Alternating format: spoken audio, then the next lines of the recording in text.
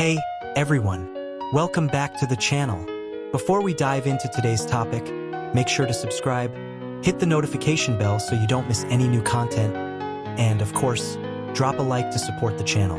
And if you know someone who might benefit from today's message, go ahead and share it with them. Let's spread this message together. Now, let's get into today's topic. Today, we're going to talk about something that hits close to home, especially for us young Christians. We'll discuss social media and Christian authenticity. How can we keep our faith and values strong when we're in an environment that often promotes values opposite to ours?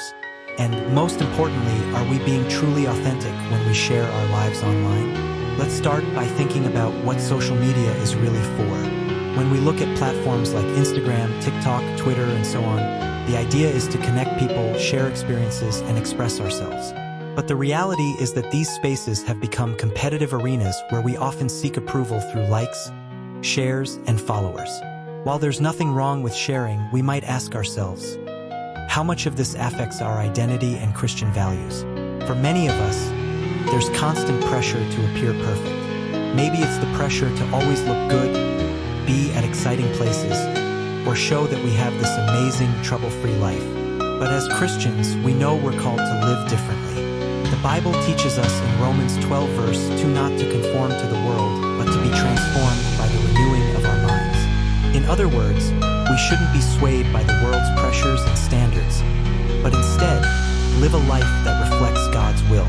When we stop and think, isn't this search for approval on social media drawing us away from that purpose? How many times have we posted something just for likes? How many times have we avoided talking about our faith out of fear of judgment or backlash? This is important because often we start to hide who we really are and what we truly believe to fit in with others. Another point we should consider is how social media can lead to harmful comparisons.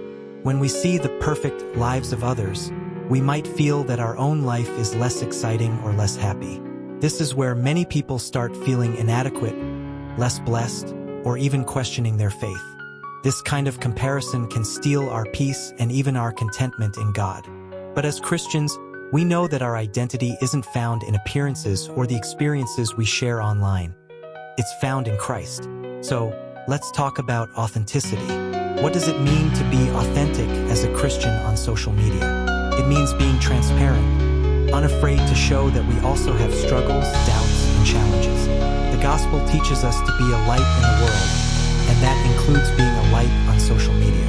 Being authentic doesn't mean sharing every personal detail, but it does mean reflecting our faith in a genuine way. We should use social media as a way to spread Jesus' message, showing love, kindness, and peace that comes from Him. Now, here's an important question. How do we find this balance? First, we need a healthy relationship with social media. How about we take a step back and ask ourselves if we're using social media to promote ourselves or to promote Christ? We can do this by reflecting on our intentions before posting something, always remembering that our biggest audience isn't our followers. It's God. He sees us and knows our motivations.